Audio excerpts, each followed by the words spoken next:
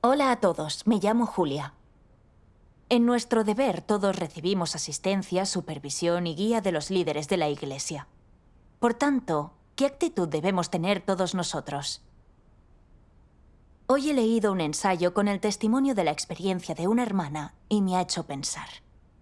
Esta hermana se resistía a que el líder supervisara su trabajo e incitaba a otros a resistirse y oponerse a la supervisión, lo que llevó a interrumpir el trabajo de la Iglesia. Con la oración y la reflexión, se dio cuenta de que su carácter corrupto estaba detrás de todo. Aquello le impactó profundamente. Y después de estos hechos, cambió de actitud.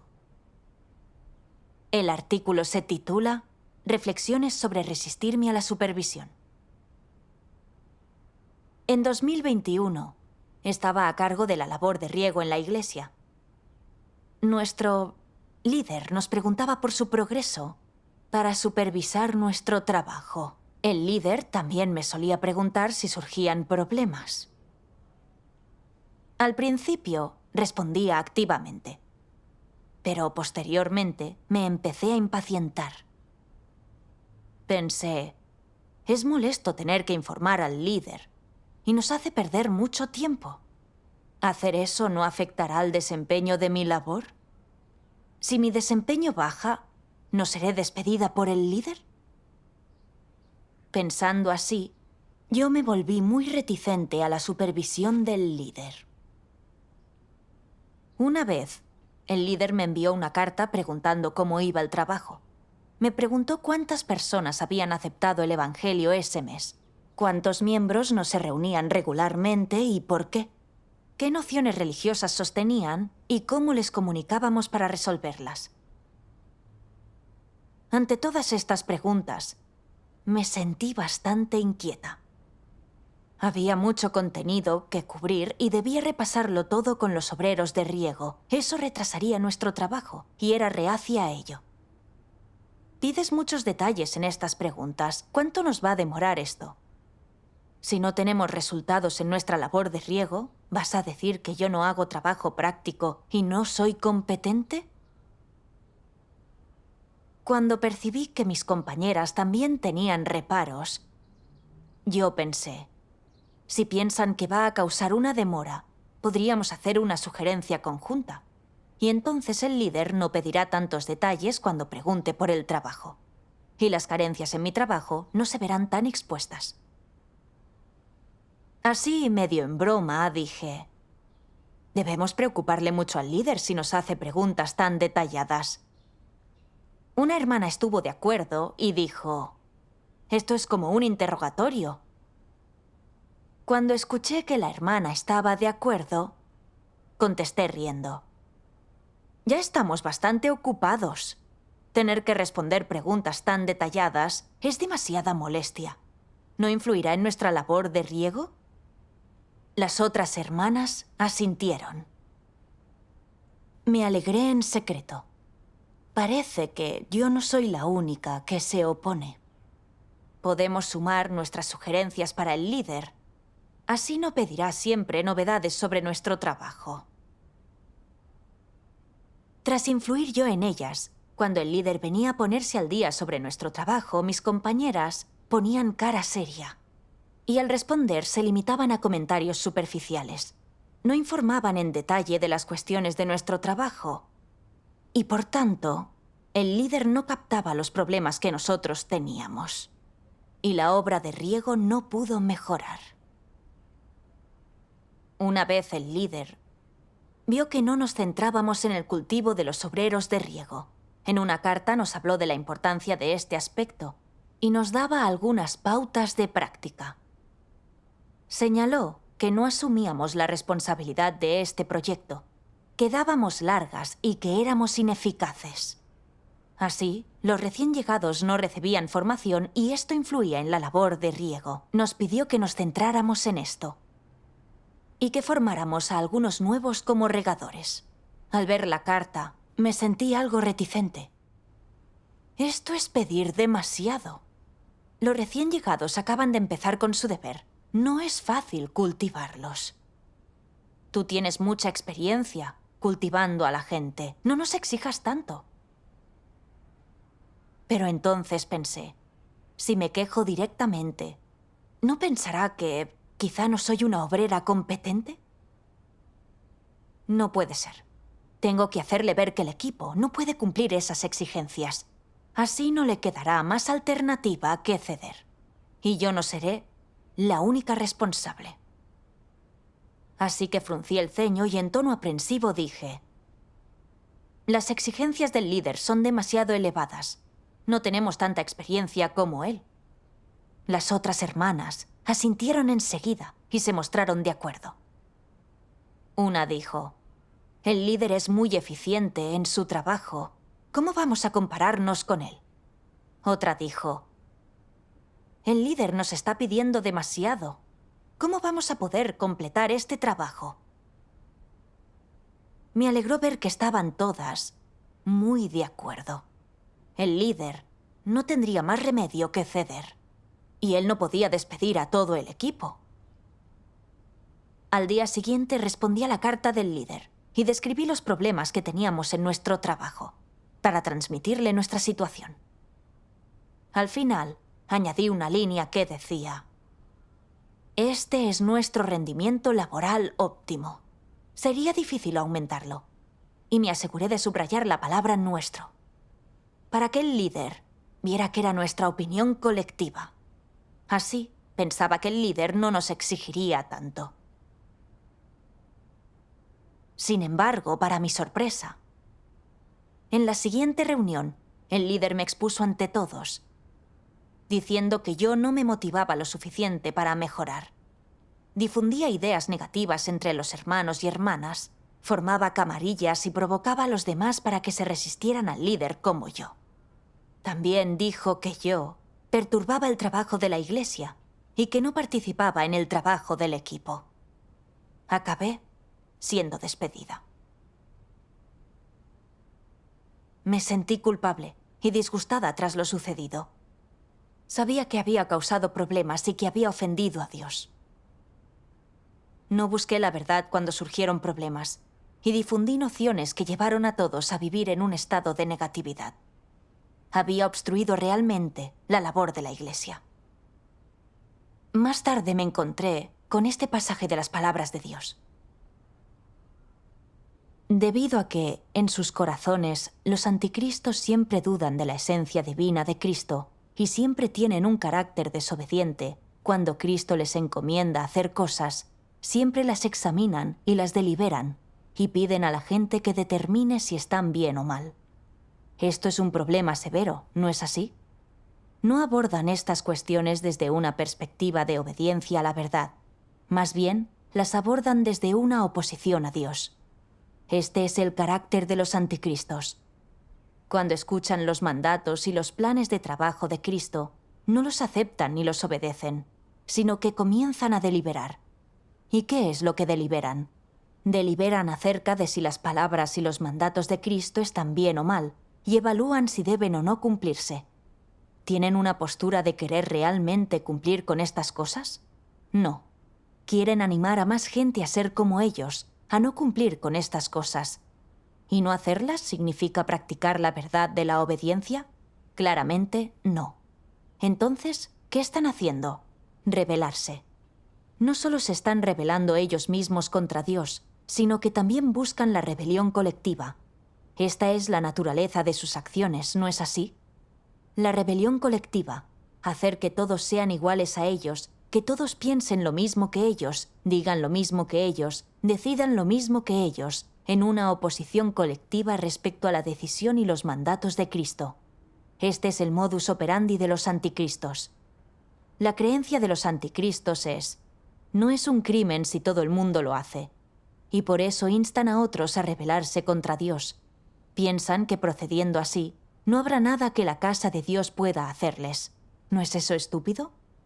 La propia capacidad de los anticristos para luchar contra Dios es extremadamente limitada. Están solos. Por eso es que tratan de reclutar personas para que se opongan colectivamente a Dios. En sus corazones piensan: voy a engañar a un grupo de personas y hacer que piensen y actúen de la misma manera que yo. Juntos rechazaremos las palabras de Cristo e impediremos que las palabras de Dios lleguen a buen puerto. Y cuando alguien venga a revisar mi labor, diré que todos decidieron hacerlo así, y entonces veremos cómo lo manejas tú. No lo voy a hacer por ti, no voy a cumplir con esto, y veremos qué haces tú conmigo. ¿No son odiosas estas cosas que se manifiestan en los anticristos? Son extremadamente odiosas. ¿Y qué las hace odiosas? Estos anticristos desean tomar el poder en la casa de Dios. Las palabras de Cristo no se cumplen donde ellos están, no las cumplirán. Por supuesto, también podría tratarse de otro tipo de situación cuando la gente no es capaz de obedecer las palabras de Cristo. Algunas personas son de escasa aptitud. No pueden entender las palabras de Dios cuando las escuchan y no saben cómo cumplirlas. Incluso si les enseñas cómo hacerlo, aún no pueden. Ese es un asunto diferente. El tema que estamos tratando en comunidad en este momento es la esencia de los anticristos, que no se relaciona con si las personas son capaces de hacer cosas o qué aptitud tienen. Se relaciona con el carácter y la esencia de los anticristos. Ellos están completamente en contra de Cristo, los planes de trabajo de la casa de Dios y los principios de la verdad. No se mueven por ninguna obediencia, solo por oposición. Esto es lo que es un anticristo. Tras leer las palabras de Dios, me di cuenta de que lo que yo había hecho era una ofensa muy grave. Me impresionó la exposición de Dios sobre que los anticristos tienen un carácter rebelde. No están dispuestos a someterse a las peticiones de Dios y los arreglos de la obra de su casa. Se muestran llenos de resistencia y engañan a otros para que se resistan como ellos. Recordando lo sucedido, yo también mostré ese comportamiento. Cuando el líder quiso revisar nuestro trabajo, me molestaba y me preocupaba que me retrasara en mi deber e influyera en mi rendimiento.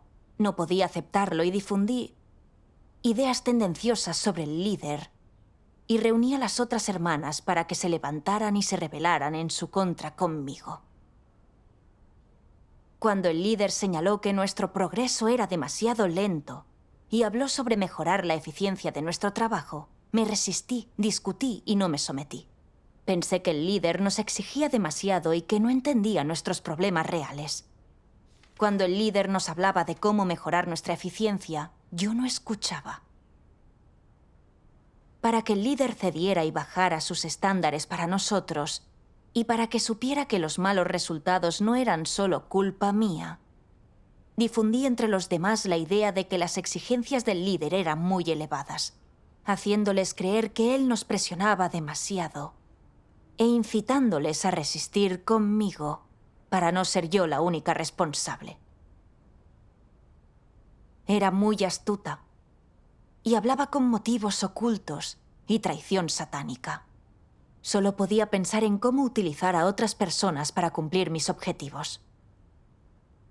El líder pidió detalles de nuestro trabajo a fin de averiguar y rectificar a tiempo los problemas que estábamos teniendo, aumentar la eficacia de nuestro trabajo y formar a los nuevos para que cumplieran pronto con su deber. Se limitó a trabajar de acuerdo con las exigencias de Dios y los arreglos de la Iglesia. Pero yo me resistía. No era un desacuerdo con mi líder. Era una resistencia al trabajo de la Iglesia y a las exigencias de Dios. Actuaba en completa oposición a Dios. Engañé a los demás para que se pusieran de mi parte, para que dijéramos lo mismo al oponernos a los arreglos de la Iglesia. Había mostrado un carácter de anticristo y me comporté como un lacayo de Satanás. Hablé con negatividad para engañarlos a todos. De este modo no mejorarían ni se conformarían con su nivel actual, y solo saldrían del paso en su labor. Así, la labor de riego seguía sin dar resultados. La obstrucción y perturbación a la formación de los recién llegados era un acto de maldad. Al darme cuenta, sentí un poco de miedo. Si continuaba así, solo haría más maldades. Me convertiría en un anticristo y sería expuesta y descartada. Que la Iglesia me despidiera era una señal de la justicia y la protección de Dios. Me presenté ante Dios en oración. Dios mío, mi despido fue una muestra de tu justicia. Al ser expuesta y juzgada por tus palabras, he llegado a reconocer mi carácter de anticristo. Con este despido, tú me protegiste y me salvaste. Te doy gracias.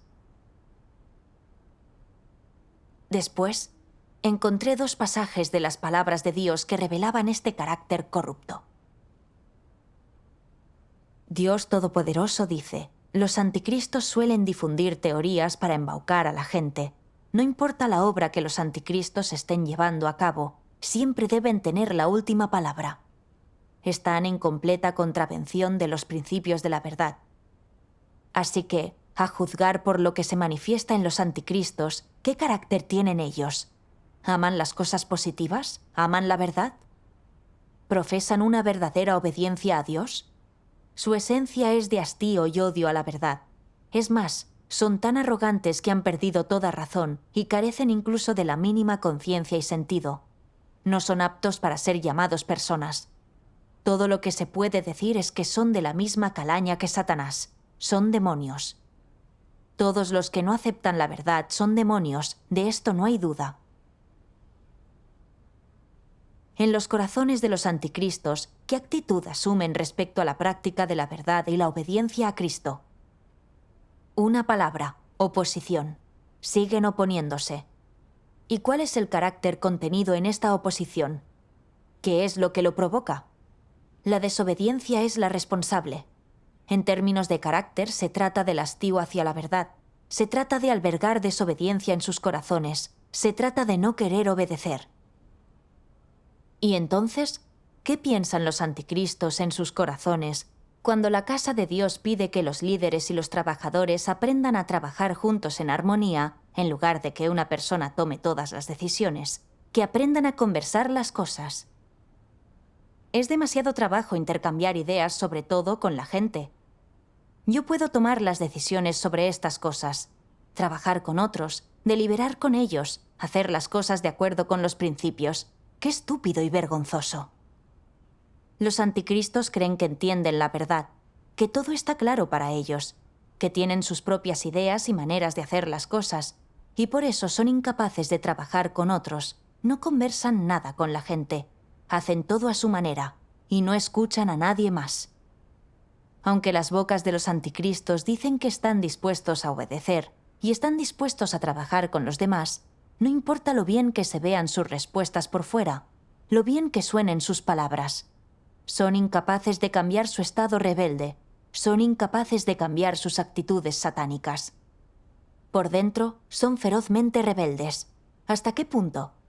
Si lo explicamos en el lenguaje del conocimiento, se trata de un fenómeno que se produce cuando se juntan 2 cosas de distinta naturaleza: el rechazo, que podemos interpretar como resistencia.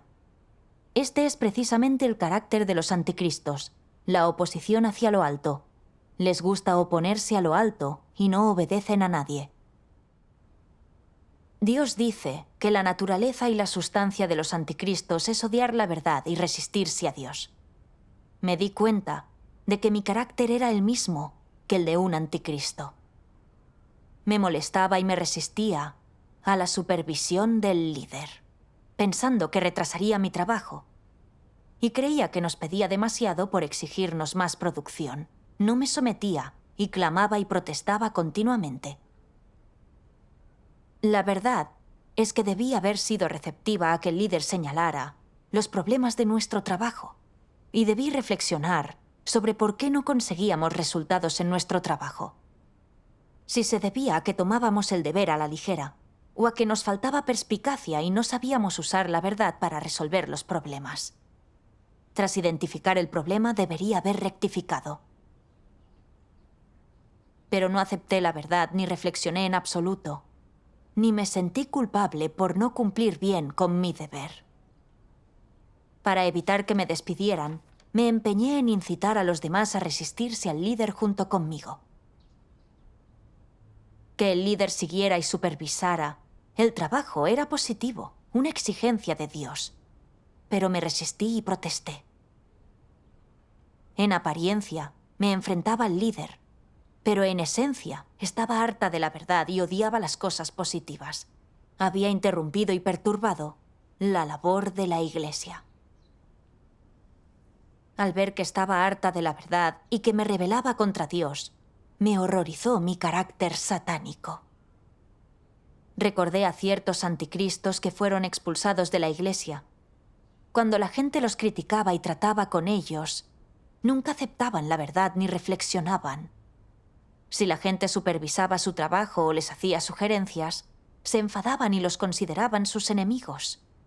Protestaban y se resistían hasta el final. Incluso cuando cometían maldades que dañaban el trabajo de la Iglesia, seguían sin arrepentirse. Y al final fueron expulsados de la Iglesia. Todo esto se debió a su carácter de anticristo, que estaba harto de la verdad y la odiaba. ¿Acaso mi carácter no era el mismo de los anticristos? Si no me arrepentía, yo acabaría siendo expuesta y descartada. Más tarde, también reflexioné sobre por qué había instigado a los demás a resistirse al líder. ¿Qué causa subyacía detrás de esto? Y encontré este pasaje de las palabras de Dios. Dios Todopoderoso dice: mientras las personas no hayan experimentado la obra de Dios y no hayan comprendido la verdad, la naturaleza de Satanás es la que toma las riendas y las domina desde el interior. ¿Qué cosas específicas conlleva esa naturaleza? Por ejemplo, ¿por qué eres egoísta? ¿Por qué proteges tu propia posición? ¿Por qué tienes emociones tan fuertes? ¿Por qué te gustan esas cosas injustas? ¿Por qué te gustan esas maldades? ¿Cuál es la base para que te gusten estas cosas? ¿De dónde proceden? ¿Por qué las aceptas de tan buen grado? Para este momento, todos habéis llegado a comprender que esto se debe, principalmente, al veneno de Satanás que hay dentro del hombre. Entonces, ¿qué es el veneno de Satanás? ¿Cómo se puede expresar? Por ejemplo, si preguntas, ¿cómo debería vivir la gente? ¿Para qué debería vivir? Te responderán, cada hombre para sí mismo y sálvese quien pueda. Esta sola frase expresa la raíz del problema. La filosofía y la lógica de Satanás se han convertido en la vida de las personas. Sea lo que persigue la gente, lo hacen para sí mismos, por tanto, solo viven para sí mismos. Cada hombre para sí mismo y sálvese quien pueda. Esta es la filosofía de vida del hombre y también representa la naturaleza humana. Estas palabras se han convertido ya en la naturaleza de la humanidad corrupta, en el auténtico retrato de su naturaleza satánica, la cual se ha convertido ya en la base de la existencia de esta humanidad corrupta. La humanidad corrupta ha vivido según este veneno de Satanás durante varios miles de años y hasta nuestros días. Todo lo que hace Satanás es en aras de su propio apetito, ambiciones y objetivos. Desea superar a Dios, librarse de Él y apoderarse de todas las cosas que Dios ha creado. En la actualidad, las personas han sido corrompidas hasta tal punto por Satanás que todas tienen una naturaleza satánica. Todas tratan de negar y oponerse a Dios, desean controlar sus propios destinos y tratan de oponerse a las orquestaciones y arreglos de Dios. Sus ambiciones y apetitos son exactamente los mismos que los de Satanás. Por lo tanto, la naturaleza del hombre es la de Satanás. Con su palabra entendí que ser capaz de resistirse tanto a Dios no solo era una muestra de mi carácter corrupto, sino que se debía a mi naturaleza y mi carácter satánicos. Por tanto, podía resistirme a Dios en cualquier momento. Vi que Satanás me había corrompido mucho.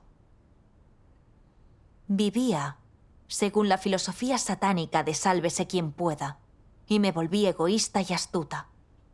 Cada cosa que hacía y decía era para protegerme y mantener mis intereses. Cuando el líder supervisó mi labor y detectó ciertas cuestiones y problemas, me preocupaba que dijera que era una incompetente y me despidiera. Así que conspiré, sembrando el descontento con el líder e incitando a los demás a unirse a mí en la oposición para protestar contra la supervisión del líder, y que viera que yo no era la única inoperante. que era un problema compartido por todos. Para poder mantener mi estatus, concebí un plan para enfrentarme al líder y protegerme. Esto causó un grave daño al trabajo de la Iglesia. Yo veía lo egoísta, despreciable y desvergonzada que había sido. Ser capaz de hacer algo tan siniestro carecía de humanidad. Me sentí arrepentida y oré a Dios. Dios mío, he hecho el mal y he perturbado la labor de la Iglesia. Estoy dispuesta a arrepentirme, a aceptar la supervisión de mi líder y cumplir seriamente con mi deber como ser creado. Leí un par de pasajes de las palabras de Dios que me mostraron la actitud correcta hacia la supervisión y guía del líder. Dios dice: si bien hoy en día muchas personas cumplen con su deber, son pocas las que buscan la verdad. Rara vez las personas buscan la verdad y entran en la realidad de la verdad mientras cumplen con su deber. Para la mayoría, todavía no hay principios en su forma de hacer las cosas. Todavía no son personas que obedezcan verdaderamente a Dios. Sus bocas simplemente dicen que aman la verdad y están dispuestos a buscarla y a luchar por ella, pero todavía no se sabe cuánto durará su determinación. Las personas que no buscan la verdad son susceptibles de tener desbordes de un carácter corrupto en cualquier momento o lugar.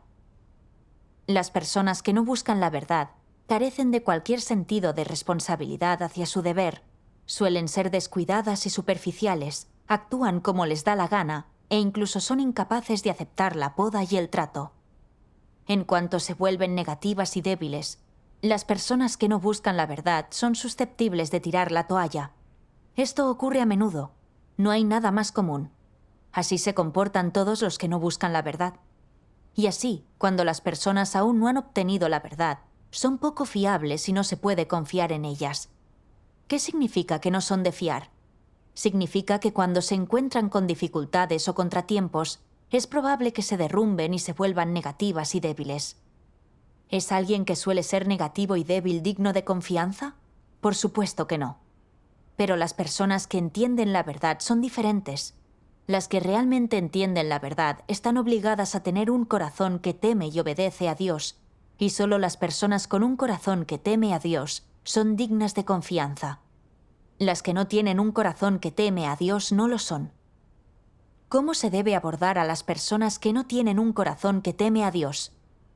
Por supuesto, hay que proporcionarles ayuda y apoyo afectuosos. Hay que vigilarlas más a medida que cumplen con su deber y ofrecerles más ayuda y orientación. Solo así se puede garantizar que cumplan con su deber de forma eficaz. ¿Y cuál es el objetivo de hacer esto? El objetivo principal es mantener la obra de la casa de Dios. El objetivo secundario es identificar con prontitud los problemas, atenderlos, apoyarlos y tratarlos y podarlos, corrigiendo sus desviaciones y supliendo sus carencias y deficiencias. Esto es beneficioso para las personas. No existe nada malicioso en ello. Supervisar a las personas, vigilarlas, llegar a conocerlas, todo esto es para ayudarlas a entrar en el camino correcto de la fe en Dios, para que puedan cumplir con su deber como Dios pide y según los principios, para que no causen ninguna perturbación o interrupción, para que no malgasten el tiempo. El objetivo de hacer esto nace por completo de la responsabilidad hacia ellos y hacia la obra de la casa de Dios. No hay ninguna malicia en ello. La casa de Dios supervisa, observa y controla a aquellos que cumplen con el deber. ¿Podéis aceptar este principio de la casa de Dios? Es una cosa maravillosa que puedas permitir que la casa de Dios te supervise, te observe y te controle. Te sirve de ayuda para cumplir con tu deber, para llegar a cumplirlo de forma adecuada y satisfacer la voluntad de Dios. Beneficia y ayuda a las personas sin que esto suponga ningún inconveniente en absoluto. Una vez que alguien ha comprendido los principios respecto a esto, entonces, ¿debería o no tener algún sentimiento de resistencia o defensa contra la supervisión de los líderes, los obreros y el pueblo escogido de Dios? Es posible que a veces te supervisen y te observen, e incluso que monitoreen tu trabajo, pero no es algo que debas tomarte como algo personal. ¿Por qué es así? porque las tareas que ahora son tuyas, el deber que cumples y cualquier trabajo que hagas no son asuntos privados o un trabajo personal de cualquier persona. Todo ello toca la obra de la casa de Dios y se relaciona con una parte de la obra de Dios. Por lo tanto, cuando alguien dedica algo de tiempo a vigilarte u observarte, o te hace preguntas en profundidad para tratar de conversar contigo de corazón a corazón y averiguar tu estado durante este tiempo, e incluso a veces, cuando su actitud es algo más dura y te trata y poda un poco, te disciplina y te reprueba, hace todo esto porque tiene una actitud meticulosa y responsable hacia el trabajo de la casa de Dios. No deberías albergar pensamientos ni sentimientos negativos al respecto. ¿Qué significa que puedas aceptar la vigilancia, observación e indagación de otros? Que, en tu interior, aceptas el escrutinio de Dios. Si no aceptas la vigilancia, observación e indagación de la gente, si te resistes a todo esto, ¿puedes aceptar el escrutinio de Dios? El escrutinio de Dios es más detallado, profundo y preciso que la indagación de las personas. Lo que pide Dios es más específico, exigente y profundo que esto. Entonces, si no eres capaz de aceptar que te vigilen los escogidos de Dios, ¿no son vacías tus afirmaciones de que puedes aceptar el escrutinio de Dios? Para que puedas aceptar el escrutinio y el examen de Dios, primero has de ser capaz de aceptar la vigilancia de la casa de Dios, de los líderes y obreros y de los hermanos y hermanas. Por medio de sus palabras, vi que debido a las actitudes satánicas que existen en nosotros, a menudo actuamos con terquedad en el trabajo. Y es más, por nuestra naturaleza repudiable e indolente, a menudo no buscamos producir buenos resultados. Contrariamos los principios de muchas maneras, por lo que necesitamos líderes y obreros que supervisen y controlen, para asegurar que la labor de la Iglesia progrese adecuadamente sin problemas. Esto exige Dios de los líderes y obreros, y es parte importante de su trabajo. Por tanto, debo aceptar la supervisión de los líderes y obreros. Es más, yo también albergaba una noción incorrecta al pensar que la supervisión y los controles del líder me retrasarían en mi deber e influirían en mi rendimiento. Pero los líderes se fijan en nuestro trabajo para encontrar problemas.